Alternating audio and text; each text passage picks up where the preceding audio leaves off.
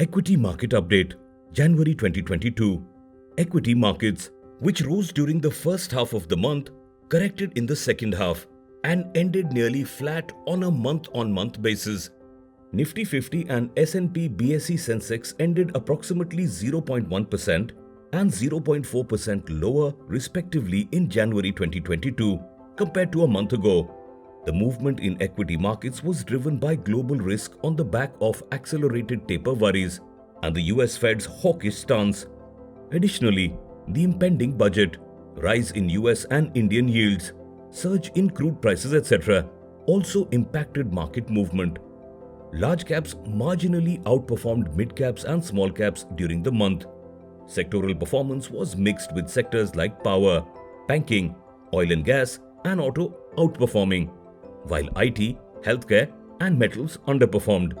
Major global equity indices also ended the month lower, and most major indices delivered negative returns.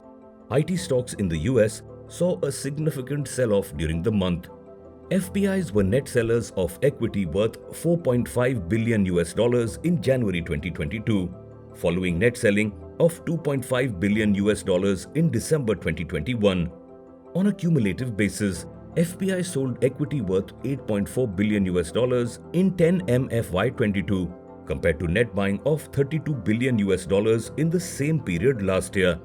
Of the results declared so far for Q3 FY22, results of banks, NBFCs, and IT were better than expected, while that of utilities, metals, oil and gas, industrials, and telecom were largely in line with expectations.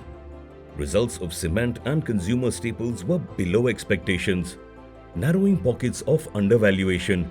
Post the rally over the past year and a half, valuations of majority of sectors on aggregate basis is closer or higher than long-term averages. Outlook: as on 31st January 2022, the Nifty 50 was trading near 18x FY24E price to earnings ratio. While the price to earnings multiple is high compared to historical average, it could be considered reasonable in view of prevailing low cost of capital and healthy corporate earnings outlook. Again, the ratio of India's market cap to GDP based on CY23E GDP is near 90%, that is, in the range of 60 to 100%, in which equity markets have trended during the past 10 years.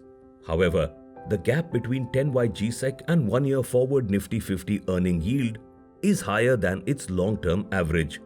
In our view, most indicators are hinting that on overall basis, markets are no longer cheap. Further, corporate earnings growth is likely to normalize from FY23 onwards after seeing a robust improvement in FY22. In view of the above, while markets hold promise over the medium to long term, one should moderate returns expectations in line with the expected growth in nominal GDP and is expected to be largely driven by growth in corporate earnings. We remain optimistic on the economy and equity markets over the medium to long term on the back of reopening and normalization of global economy, robust domestic growth outlook, comfortable external sector, likely improvement in corporate profitability, growth-oriented budget, etc., significant monetary tightening, sharp increase in US yields, rising cost of capital, persistence of high inflation in advanced economies, etc., are key near-term headwinds for equity markets.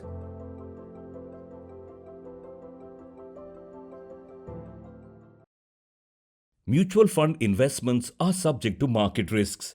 Read all scheme-related documents carefully.